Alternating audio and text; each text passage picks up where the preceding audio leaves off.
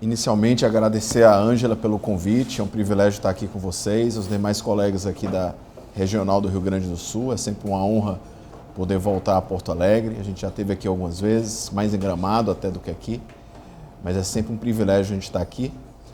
A Ângela me fez 2 pedidos para 2 apresentações, uma para falar sobre a possibilidade de omissão de linfonodo sentinela em pacientes com bom prognóstico, que é uma baita de uma pergunta difícil e a gente tem escutado isso muito nos últimos anos. E a segunda apresentação sobre o que a gente tem de novo na prática em termos de tratamento para carcinoma ductal in situ. Eu tentei resumir para vocês para não ser muito longo nessas 2 apresentações e tentar ser o mais prático possível. Bom, então a primeira pergunta, podemos omitir a avaliação do linfonodo sentinela em pacientes de bom prognóstico? Então, esses são meus conflitos de interesse para essa apresentação, mas eu sou cirurgião. Então, esses são os cenários que a gente discute na atualidade, em que situações a gente pode omitir o linfonodo sentinela. Pacientes de bom prognóstico, pacientes bons respondedores, que respondem à terapia sistêmica neoadjuvante e, obviamente, alguns trials que estão em andamento, incluindo o estudo italiano SOUND. Bom, eu vou me focar na pergunta que me foi feita para pacientes de bom prognóstico. Então, a primeira pergunta que a gente se deve fazer, o que é um bom prognóstico? Ou seja, qual é aquela paciente que, teoricamente, ela vai bem se a gente omitir o linfonodo sentinela? Então, lembrando aqui para vocês, esse estudo é muito interessante porque mostra a história natural do câncer de mama por subtipos moleculares. A gente sabe que o câncer de mama não é uma doença única e a gente vê claramente que tumores luminais evoluem bem melhores do que tumores de biologia mais adversa, como HER2 e triplo negativo. Todos vocês sabem disso. Então, teoricamente, um tumor de bom prognóstico, a princípio, seria um tumor luminal, tá?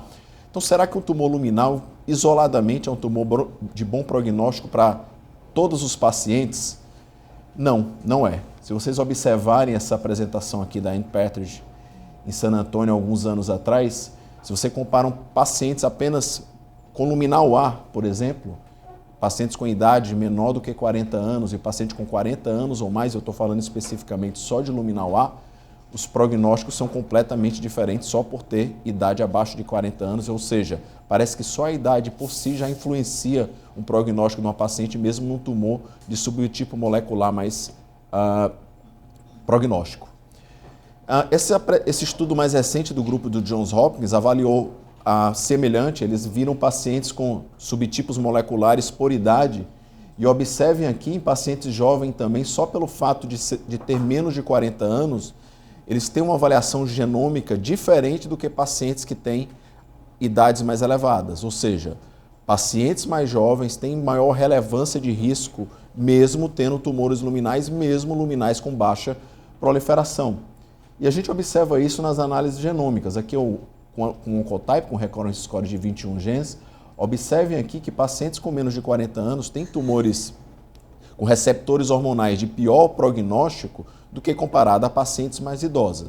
Portanto, o prognóstico é dependente de idade. Então, para a gente omitir linfonodo sentinela, a gente tem que pensar na idade. E a segunda pergunta que a gente se faz é, um linfonodo sentinela positivo, ele muda o nosso prognóstico? É óbvio que, em muitos casos, o prognóstico só vai ser ruim se a gente procurar. Então, se a gente tem uma axila clinicamente negativa, 20 a 25% das vezes, a gente vai ter positividade quando a gente estadiar a axila. Então, possivelmente muda. Então, para que serve estadiamento axilar?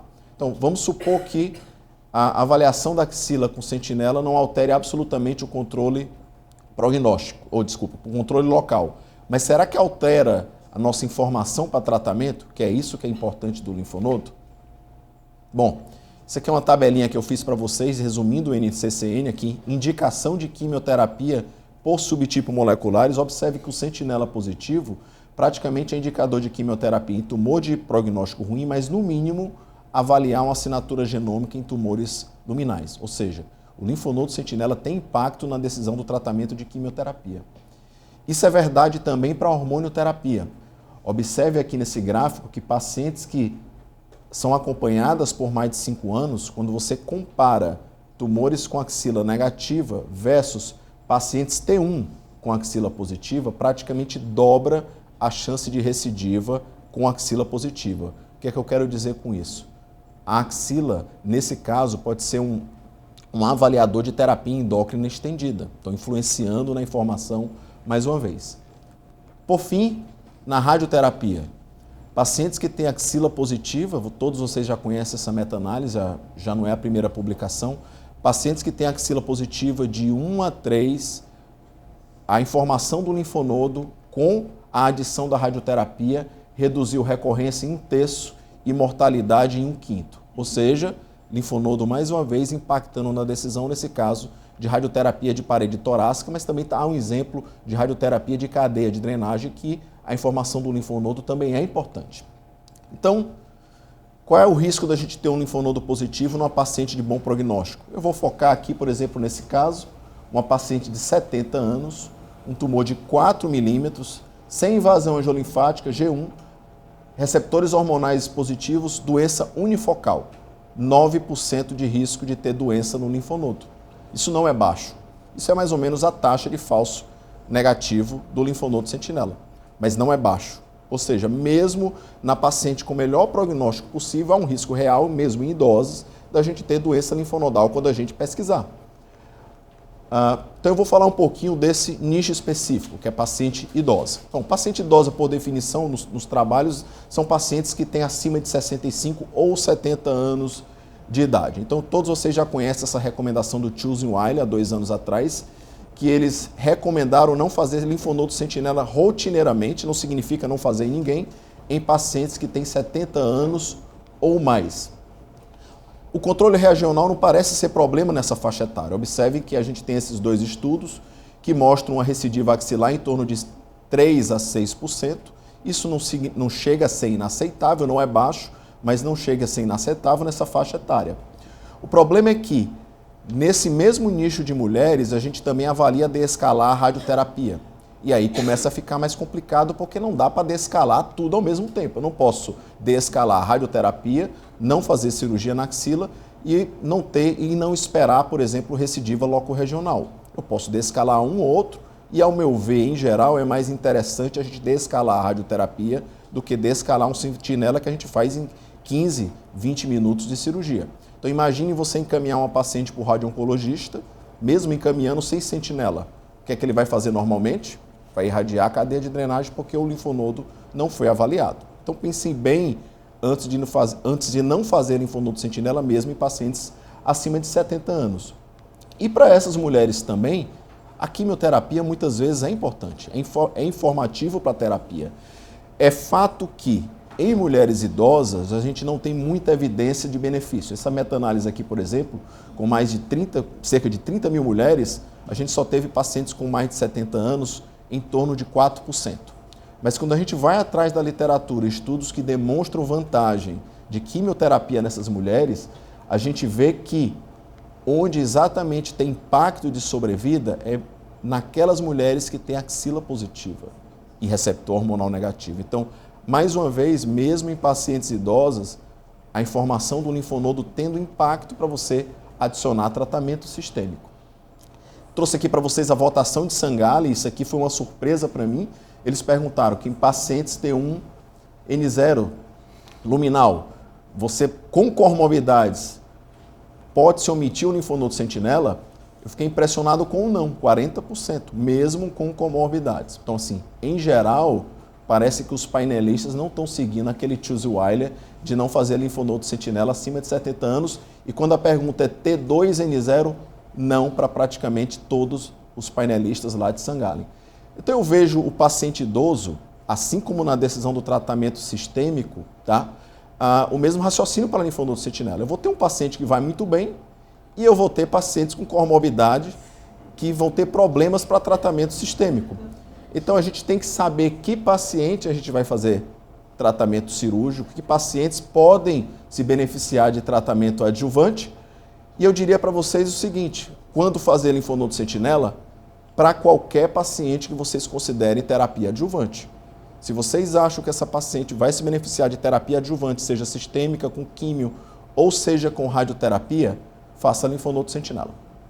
Bom, vou agora para a minha segunda apresentação, acho que a gente discute no final, não é isso, Ângela? Bom, a minha segunda apresentação é o que temos de novo na prática clínica para carcinoma ductal in situ. Na verdade, a gente não tem tanta coisa mas eu vou tentar trazer para vocês o que a gente tem de estudo dos últimos anos, tá? Então, assim, o carcinoma ductal in situ é uma entidade que cai entre a hiperplasia ductal atípica e os carcinomas invasivos, a gente sabe disso. E é uma doença que foi diretamente relacionada ao início do screening mamográfico na década de 70. Hoje, a gente tem cerca de 22% de diagnóstico de carcinoma ductal in situ em todos os diagnósticos de câncer nos Estados Unidos. Ao mesmo tempo, é uma doença completamente heterogênea. Às vezes você não sabe o que é uma doença de pior prognóstico, mais agressiva, ou uma doença de melhor prognóstico. O que é que eu quero dizer com isso? Um carcinoma ductal in situ de alto grau é uma doença completamente diferente de uma doença carcinoma ductal in situ de baixo grau. Mas mesmo entre as de baixo grau e grau intermediário, eu vou ter doenças que vão evoluir para carcinoma invasivo. Então, muitas vezes é difícil você, apenas com um diagnóstico de biópsia, saber quem vai evoluir bem ou evoluir mal. E, obviamente, não é uma doença que é obrigatoriamente um precursor de carcinoma invasivo. É fato. Alguns casos vão evoluir e vão ter comportamento de hiperplasia ductal atípica. Então, o objetivo do tratamento do carcinoma in situ é, o primário, evitar que essa doença progrida para carcinoma invasivo. É óbvio isso, tá? Então, a gente tem algumas estratégias, eu não vou focar em todas elas, eu vou falar especificamente daquelas que a gente tem alguma evidência nova nos últimos anos. Não vou falar de cirurgia para vocês estão cansados de saber que a gente tem que operar, a margem normalmente tem que ser 2 milímetros, nem toda margem menor do que 2 milímetros a gente precisa operar. Eu vou focar um pouquinho em radioterapia, uma novidade de terapia endócrina e o segmento ativo dessas pacientes, que são estudos que estão em andamento. Bom, em relação à radioterapia, a radioterapia reduz em 50% a chance de recidiva local. Isso é fato. Isso aqui é uma meta-análise dos 4 estudos randomizados que compararam radioterapia versus só cirurgia em pacientes com CDIS, em torno de 50% de chance. A gente sabe também que o BOOST tem impacto, o impacto é semelhante ao carcinoma invasivo. Não há estudos randomizados sobre BOOST no carcinoma invasivo, mas essa análise alocou cerca de 10 estudos retrospectivos, eles demonstraram que a idade, inclusive mais jovem, é a que tem mais impacto do BOOST, muito parecido com o estudo prospectivo de BOOST em carcinoma invasivo. Mas a novidade que eu trago para vocês é essa daqui. O NCCN incorporou a possibilidade de fazer radioterapia parcial da mama para carcinoma ductal in situ, ou seja, radioterapia intraoperatória, braquiterapia, radioterapia acelerada parcial, que no passado não estava no rol de possibilidade para carcinoma de ductal in situ, na verdade era até exclusão. Então agora no NCCN está incorporado isso e baseado nesse guideline e praticamente em apenas um estudo, que é esse estudo aqui embaixo à direita, que é o PROMIS, que tem cerca de 250 mulheres com carcinoma ductal in situ e essas mulheres tiveram cerca de 4% de recidiva e isso foi considerado aceitável. Então o NCCN recomenda que mulheres, entre aspas, que tem um perfil desse estudo aqui, o 9804, podem ser candidatas à radioterapia parcial. Eu vou mostrar o RTOG04 para vocês. Esse estudo aqui, observe que com 5 anos, que é o que o PROMIS mostra, a gente tem cerca de 3,5% de recidiva. Sinceramente, eu não sei se é melhor fazer radioterapia parcial da mama ou não fazer nada. É praticamente a mesma coisa a taxa de recidiva em fazer radioterapia parcial do que apenas observar pacientes com tumores de baixo grau até 2,5 centímetros, que era o que foram alocados nesse estudo randomizado. Também, no momento, há disponível, não no Brasil tão facilmente, mas no primeiro mundo já é mais disponível, algumas assinaturas genômicas para avaliar o papel da radioterapia no carcinoma ductal in situ. Esse aqui é um exemplo do Recurrence Score, tá? Ele vem assim, um estudo de 12 genes, e o resultado, por exemplo, de uma mulher com tumor de 1,6 centímetros, com carcinoma ductal in situ, pós-menopausada, com margem de 2 milímetros, cerca de 10% de qualquer evento, tá? De recorrência e 3% de recorrência de local. De novo, será que isso é melhor apenas do que avaliar no baixo grau e no intermediário que vê 4% em 5 anos? Será que gastar alguns $1.000 nesse exame aqui vai trazer alguma diferença? A gente também tem essa outra assinatura mais recente, muito parecida com a análise do Oncotype DX para CDIS, o mesmo raciocínio. A minha preocupação em relação a essas análises, inclusive não fazer radioterapia nesses casos, isso aqui não é um estudo prospectivo, isso aqui é uma coorte prospectiva que avaliou mulheres com tumores de alto grau, menor do que 1 centímetro, e mulheres com tumores de perfil semelhante ao estudo que eu mostrei para vocês anterior do RTOG, não alto grau menor do que 2 centímetros, e observem que quando o segmento é mais longo, a gente tem cerca de 14% de eventos em pacientes com tumores de baixo grau, metade desses eventos são invasivos. Então, o que é que a gente conclui? Parece que os eventos continuam a acontecer, né? Eles não param de acontecer só porque a gente observa. Eles continuam a acontecer e isso é diretamente proporcional ao tempo que a gente segue essas pacientes. Então, parece que não decidir fazer radioterapia não é tão fácil assim. E mulher não gosta de evento, tá? Terapia endócrina. Bom, esse é um resumo do que a gente tem de estudo prospectivo de terapia endócrina. 2 comparando tamoxifeno com placebo e 1 comparando tamoxifeno ao anastrozol. Parece que anastrozol é igual a tamoxifeno na pós-menopausa. O NSABP 35 mostrou que é um pouquinho melhor, mas é as opções que a gente tem para usar nessas mulheres. Em San Antônio, a gente teve a apresentação do estudo TAM1, que é um estudo italiano sob baixa dose utilizando tamoxifeno nessas mulheres. Está aqui o estudo. Eles avaliaram 3 anos de tratamento em mulheres fazendo tamoxifeno 5 mg dia ou 10 mg em dias alternados, em mulheres que tinham pelo menos 2 anos de follow-up. Observem aqui que carcinoma ductal in situ tinham muito poucas mulheres no estudo. No final das contas, teve impacto fazer tamoxifeno em baixa dose comparado ao placebo. Então é uma opção, mas eu diria que a opção ainda inicial é fazer a dose plena de 20 mg, porque esse estudo aqui não comparou 20 versus 5, ele comparou 5 versus nada. E por fim, segmento ativo, que é o que está mais se discutindo no momento e o que nós temos alguns estudos prospectivos em andamento. Primeiro esse caso aqui, uma paciente de 42 anos, microcalcificação na mama esquerda, ela fez uma biópsia por agulha, mamotomia, e revelou um carcinoma ductal in situ de 8 milímetros de baixo grau, que encaixa mais ou menos nos estudos que eu vou mostrar aqui para vocês. Eu me imagino daqui a 10 anos olhando para o paciente, e os resultados são ótimos. A senhora não precisa nada, vamos acompanhar, veja a senhora em 6 meses, que é isso que os estudos estão tentando ver. E eu imagino a cara das pacientes quando a gente começar a discutir isso com elas daqui a alguns anos. Você imagina que às vezes a gente convencer alguém a fazer uma cirurgia menor já é difícil. Eu vou olhar para o paciente e vou dizer, a senhora não precisa fazer nada, seu resultado deu ótimo, é um carcinoma ductal in situ, a senhora tem 10% de chance de invasão nos próximos 5 anos, 5 invasivos, qualquer coisa a gente trata a senhora. Isso não vai ser tão fácil, tá? Mas isso é o que a gente vai ter nos próximos anos, e isso não é só para mama, isso aqui é um estudo com próstata, tá? Em mulheres, em pacientes americanos com 10 anos de segmento, em pacientes que fizeram monitoramento, cirurgia ou apenas radioterapia para próstata. Aqui tem 3 curvas, todas as 3 sobrepostas, então parece que o tratamento para esses pacientes aqui com câncer de próstata não está fazendo tanta diferença, e isso aqui chegou para a mama também. A gente discute há alguns anos o tal do overdiagnosis, isso caiu na mídia americana de maneira muito forte nos últimos anos. Essa publicação aqui da Times é típica e foi especificamente para carcinoma ductal in situ. Se a gente simplesmente não fazer nada, essa publicação saiu após a apresentação desse estudo do grupo canadense com cerca de 100 mil mulheres, que eles demonstraram que a mortalidade do carcinoma ductal in situ era muito baixa, mas ao mesmo tempo todas essas mulheres fizeram cirurgia. É muito baixa, mas todas trataram.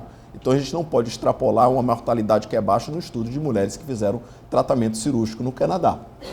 O que é que a gente tem de evidência em não tratar essas pacientes? A gente tem apenas esse estudo aqui. Esse aqui é uma análise, uma coorte americana, que eles avaliaram, procuraram mulheres que não fizeram tratamento para carcinoma ductal in situ.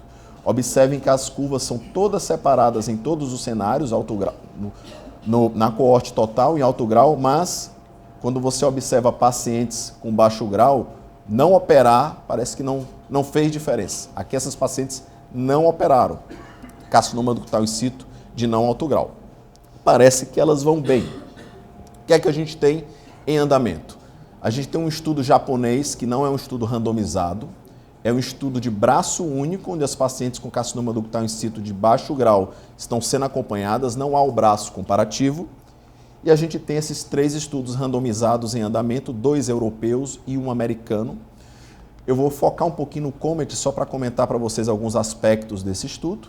mas são estudos que estão randomizando mulheres com carcinoma ductal in situ de não alto grau. Eu falo de não alto grau porque o grau intermediário é permitido, a fazer um segmento ativo versus fazer o tratamento padrão. Então o objetivo do COMET a hipótese é que em 2 anos, que vai ser a primeira análise do estudo, em 2 anos eu não vou ter maior índice de carcinoma invasivo nesse estudo. Aqui alguns critérios patológicos para vocês entenderem. Qualquer grau 2 vale hiperplasia ductal atípica borderline, eu acho que não deveria estar aí, porque alguns pacientes de hiperplasia atípica têm melhor prognóstico, e vale pacientes que fazem cirurgia com excisão de margem. Isso aqui foi colocado até no ASBS desse ano. Eles vão incluir pacientes que operam, mas que a margem é positiva. Na minha opinião, muitas dessas pacientes vão ter recebido tratamento, porque muitas pacientes com margem positiva estão tratadas, mesmo sem radioterapia. Foi o que foi discutido isso lá, mas eles vão incluir essas pacientes. Eu creio que quando eles forem apresentar as análises, eles vão separar de quem fez algum tipo de cirurgia versus quem fez apenas biópsia por agulha. Se é para a gente fazer acompanhamento mesmo, não tem que ter tratamento cirúrgico algum. Por que isso é importante? Porque quando você opera, além de você tratar, você tira esse fator, que é o upstage. Então, cerca de 15% a 20% em geral de todos os carcinomas ductal in situ, a gente vai ter upstage para carcinoma invasivo. Então, se eu operar algumas dessas pacientes, eu vou tirar esse risco de pacientes que vão ser alocadas para o estudo. Isso pode ser um viés favorável ao grupo que fez segmento ativo. Então, aqui, o protocolo do estudo. Exame físico, diagnóstico, se a lesão não mudou ou está estável, segue. Se a lesão progrediu, biopsia novamente. Eu imagino o que isso vai ser na cabeça dessas pacientes. Se a biópsia for benigna, segue. Se a biópsia mostrar só CDIS, segue. Se mostrar carcinoma invasivo, faz o tratamento de acordo com o achado. Aqui um resumo do que está acontecendo até o momento desses 3 estudos. Observem aqui que o COMET permite também terapia endócrina, tá? Diferente dos outros. O segmento é semestral para o COMET e a cada 12 meses para os outros 2, mamografia anual, tá? E a gente tem até o momento cerca de 120, 250 e 25 pacientes já alocados nesses estudos. Eu tenho a impressão que a gente vai demorar alguns anos. O COMET vai fazer 3 avaliações, 2, 5 e 7 anos, e os outros 2 avaliação com 10 anos. Bom, gente, era isso que eu tinha para falar para vocês. Quem tiver disponibilidade de ir a Fortaleza semana que vem no nosso evento, será muito bem-vindo. Muito obrigado pela atenção de vocês.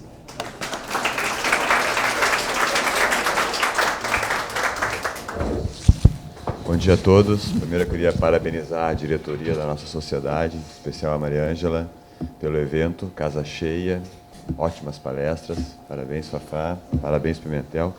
Tem uma correção importante, né, para fazer para o Pimentel. Geralmente o ar aqui do sul é mais rarefeito, então eles se complicam um pouco quando descem aqui para o sul. Os distintivos estão trocados, tá? O vermelho é em cima daquele azul, normalmente. Fora isso, não tem muita coisa para falar, foi uma apresentação muito clara. Eu acho que o Pimentel comentou para vocês que não fazer linfonodo sentinela é uma exceção. Esse foi o resumo desses 10 minutos que ele apresentou do sentinela. Está todo mundo aguardando o estudo do Instituto Europeu de Oncologia, o SOUND Trial. Para quem não recorda, é um estudo em pacientes com T1N0 que investigaram ativamente a axila com exame ecográfico, por isso se chama SOUND, né? E as pacientes foram randomizadas para não mexer no linfonodo sentinela ou fazer o linfonodo sentinela.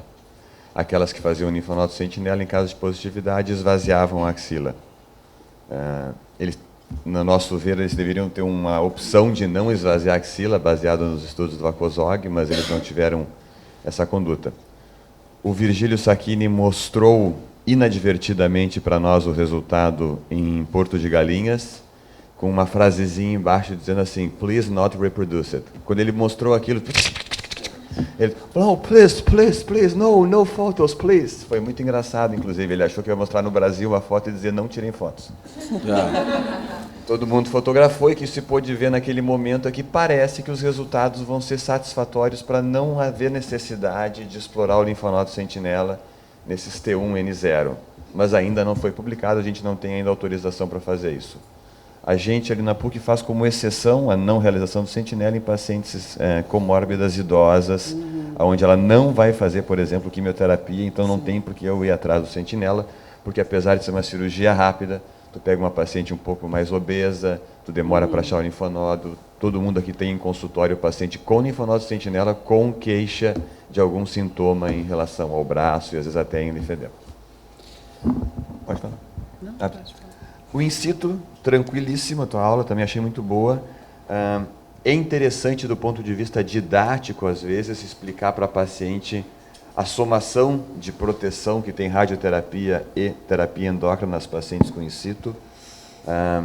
Quando tu faz radioterapia complementar e usa tamoxifen, por exemplo, esse benefício do tamoxifen vai ser mais para a mama contralateral do que para a mama index. Aquela mama index estaria protegida pela radioterapia. E tu pode utilizar até nomogramas, como o nomograma do Memorial, que é muito fácil de ser utilizado para a paciente entender qual é o benefício real que ela está tendo em fazer a radioterapia e utilizar a endocrinoterapia. Aí ele te dá o risco de recidiva com ou sem uma das terapias ou sem as duas.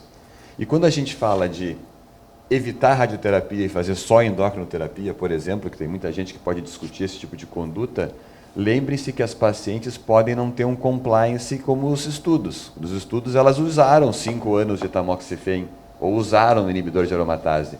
E nem toda paciente suporta utilizar 5 anos de tamoxifen ou mais terapia ou inibidor de aromatase.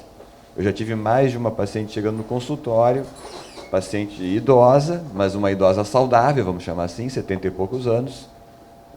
Foto do meu pé foi sacanagem falando isso. Eu quebrei o pé, porque ele fez aquela sacanagem comigo ali.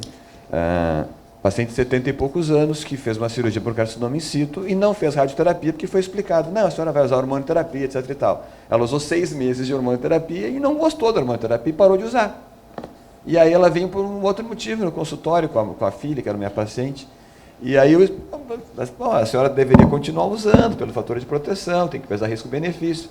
E eu expliquei, então eu vou irradiar. Não, agora não dá mais. Então, acho que isso é importante quando a gente for decidir. Concordo que vai ser muito difícil. Eu duvido os americanos conseguirem não operar essas pacientes. Eu duvido. É um overtreatment. Duvido eles não fazerem uma cirurgia. Mas a tendência mundial assim, é diminuir. O de-escalate vai estar só no nosso, como diz, né? Só nós que de-escalamos, né? Os colegas oncologistas aqui presentes sabem muito bem disso. É engraçado quando tu vai numa reunião multidisciplinar e o cirurgião propõe não operar a axila. O radioterapeuta fica, mas vem cá, o que vocês querem? Eu não quero irradiar, vocês não querem operar. Aí o oncologista, tudo bem, eu trato todo mundo. Não tem problema, né? Mas eu acho que é isso. Parabéns, mano. Eu só queria falar uma coisa. O doutor Veronese já dizia que tinha que tirar esse nome de carcinoma quando é in situ, porque fica muito difícil na conversa com o paciente tu dizer, não vamos fazer nada, mas como tem um carcinoma? Então, está na hora de mudar isso, né? Tu sabe, Maria, que eu às vezes uso a expressão do DIN, da Tavassoli, né, que os europeus em alguns lugares utilizam, mas os americanos não deixaram a mudança, né, na neoplasia intraductal. E eu faço a conotação com o NIC, por exemplo, NIC 1, NIC 2, NIC 3. Quando tu quer tranquilizar um pouco uma paciente que tem um carcinoma ductal in situ de baixo grau, que chega apavorada, tu pode usar, olha, tem gente até que não chama dessa maneira, para tirar o estigma de carcinoma, chama de neoplasia intraductal, para tentar tranquilizar a paciente. Mas eu não deixo operar. É bem difícil. Eu não deixo operar. A Milana só usadinho. Então, E agora? quer falar alguma coisa? Não, eu concordo com tudo que o Felipe... Tá ligado? Tá. Eu concordo com tudo que o Felipe pontuou. É porque o racional para não fazer tratamento para ductal in situ é que, teoricamente, seria uma curva de doença com o tempo semelhante à hiperplasia atípica, e, a meu ver, não é. Parece que é uma curva um pouco mais de risco do que hiperplasia ductal atípica, simplesmente. Então, vai ser bastante difícil daqui a alguns anos a gente, se esses estudos vieram positivos, eu duvido que seja, eu acho que vai ter um nível de doença invasiva no grupo de segmento maior, mas se eventualmente for, vai ser bem complicado para nós a gente conversar com o paciente e dizer que ele não tem que fazer nada. Talvez 5 anos seja pouco, né? Que o primeiro endpoint deles é 5 anos. Acho que não, seja pouco para 2 anos. Em 5 anos eu não vou mais. Foi 2 anos, Ué, os Felipe. americanos, mas eles estão loucos, né? Com 12 anos, a gente viu que teve ali na coorte prospectiva 14% de evento, metade invasivo, para doença menor do que 2,5 centímetro, carcinoma de baixo grau e grau intermediário. Então não é pouca coisa, isso aí não me parece uma curva semelhante à hiperplasia atípica em 12 anos, que tem com um foco algo em torno de 25% em 25 anos.